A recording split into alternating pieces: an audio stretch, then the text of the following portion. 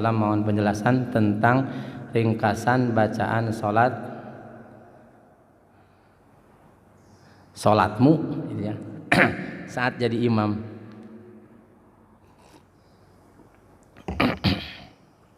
Karena kami umumnya kali ya, karena kami umurnya sebagai makmum 55 tahun. Umur 55 tahun ke atas, kondisinya sudah lemah.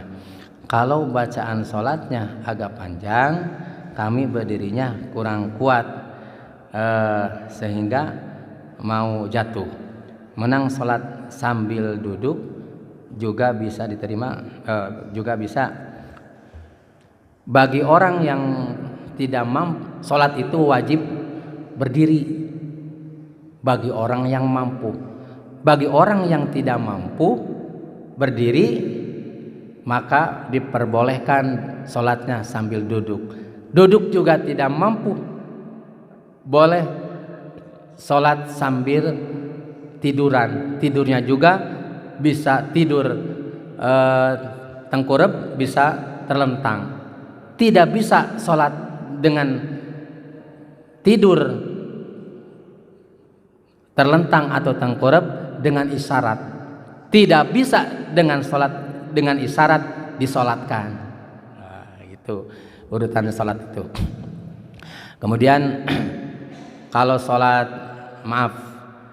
kalau yang biasa ukuran biasa saja, yaitu susahnya jadi imam itu harus memahami keadaan makmum, tidak boleh kepanjangan, tidak boleh kependekan, harus bijaksana seorang imam itu. Mohon maaf kalau sedikit kepanjangan, mohon maaf nih, karena kalau saya baca Al-Quran itu adalah dari awal terus sambil murojaah gitu ya. Jadi kalau sembarang boleh sih boleh, cuma masih ada kaitan makna gitu, kurang sempurna gitu, kurang sempurna. Koma, istilahnya koma punnya kalau bahasanya. Harusnya koma, ini harusnya dilanjut, ini malah di koma, nah gitu. Jadi maksud dan tujuan dari ayat tersebut adalah salah, kurang sempurna gitu. Makanya sekarang agak sedikit agak cepat sedikit. Tapi ada yang tidak juga cukup. Jadi mohon maaf kalau ada sedikit kepanjangan, mohon dimaafkan. Tapi kalau seandainya tidak mampu, boleh duduk, boleh.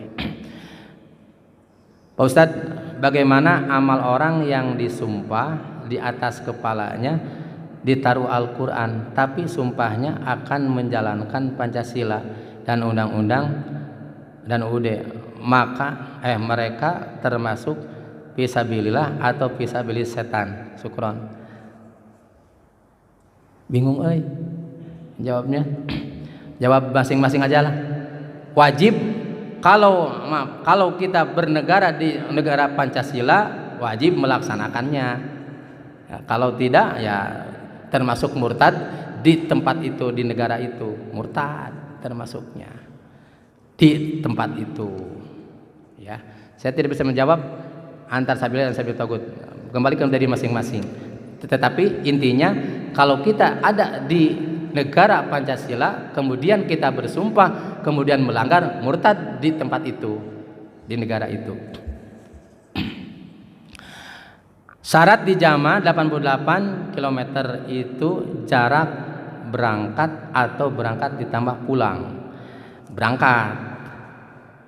Berangkat ya. Dari sini ke sana berangkat. Bukan dijumlahkan. Berangkat, balik lagi ada 88. Bukan. Jadi berangkat. Contoh ke Jakarta 50 kilo, pas pulang sampai jadi 90 umpamanya. Bukan seperti itu. Satu kali berangkat jumlah 89 dengan 88 88,700 kilo 704 meter, jadi 89 lah, 89 kilometer. Jangan ke sana kemari berangkat dan pulangnya, tapi berangkat saja dihitungnya. Assalamualaikum. Yang terhormat Pak Ustadz, mohon penjelasan seorang yang sudah tua atau ujian apa ini?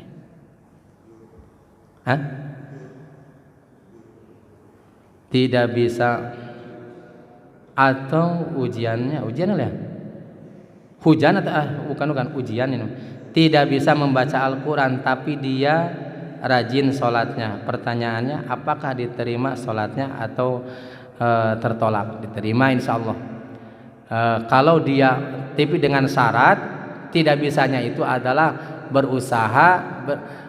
Berusaha itu artinya rajin belajar dan belajar, tetapi tetap tidak bisa.